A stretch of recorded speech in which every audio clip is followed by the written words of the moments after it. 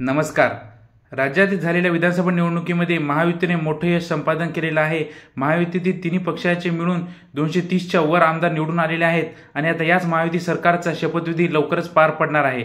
शपथविधीचा मुहूर्त ठरलेला असून 5 डिसेंबर रोजी सायंकाळी 5 वाजता आझाद मैदान मुंबई येथे महायुती सरकारचा मोठा शपथविधी पार पडणार आहे। या शपथविधीला दिल्लीतील काही बडे नेते उपस्थित राहणार आहेत।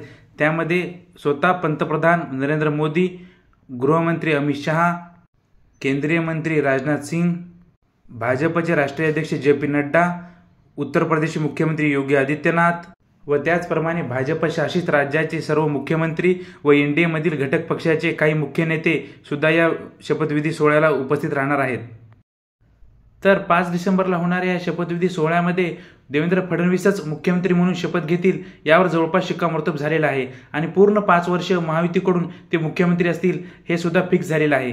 तर यांच्यासोबतच अजून 20 आमदार महायुतीकडून मंत्रिपदाची शपथ घेणार आहेत। यामध्ये कोणकोणत्या चेहऱ्यांचा समावेश असेल हे आपण बघूया, पण त्याआधी कोणाला किती मंत्रिपद मिळणार आहेत हे सुद्धा बघून घेऊया।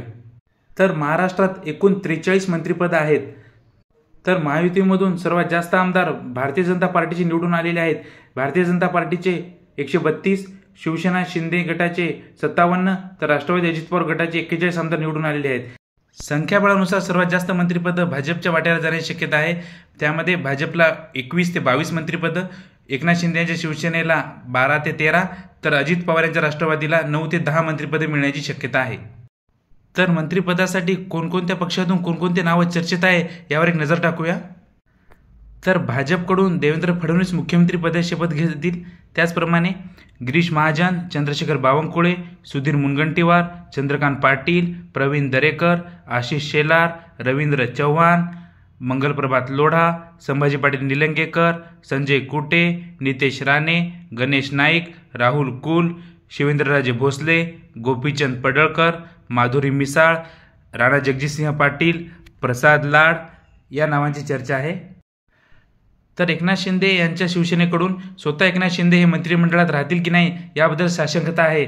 तरी अजून शंभूराजे देसाई, उदय सामंत, गुलाबराव पाटील, दादा भुसे, संजय राठोड, भरत शेठ गोगावले, संजय शिरसाट, प्रताप सरनाईक, राजेंद्र येड्रावकर, विजय शिवतारे यांसारखे नावं मंत्रिमंडळासाठी चर्चेत आहेत।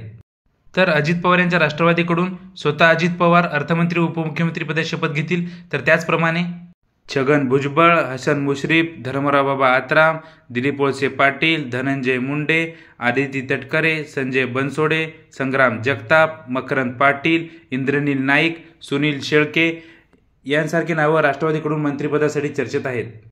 तर 5 डिसेंबर रोजी होणाऱ्या मुख्यमंत्री पदाच्या शपथविधी सोहळ्यादरम्यान या चेहऱ्यांमधून 20 जणांचा शपथविधी पार पडणार आहे।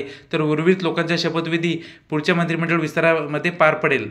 तर आगामी स्थापन होणाऱ्या महायुतीच्या सरकारमध्ये या चेहऱ्यांमधून कोणकोणत्या नावाला संधी मिळते तर कोणकोणाच्या पदरी यावेळेस निराशा पडते हे बघणे महत्त्वाचे ठरेल। तर या सर्व नावांबद्दल तुम्हाला काय वाटते? या व्यतिरिक्त अजून दुसरे कोणते चेहरे मंत्रिमंडळात दिसू शकतील का याबद्दलच्या आपल्या प्रतिक्रिया कमेंट बॉक्समध्ये नक्कीच कळवा व आमच्या चॅनलला सबस्क्राईब करा। धन्यवाद।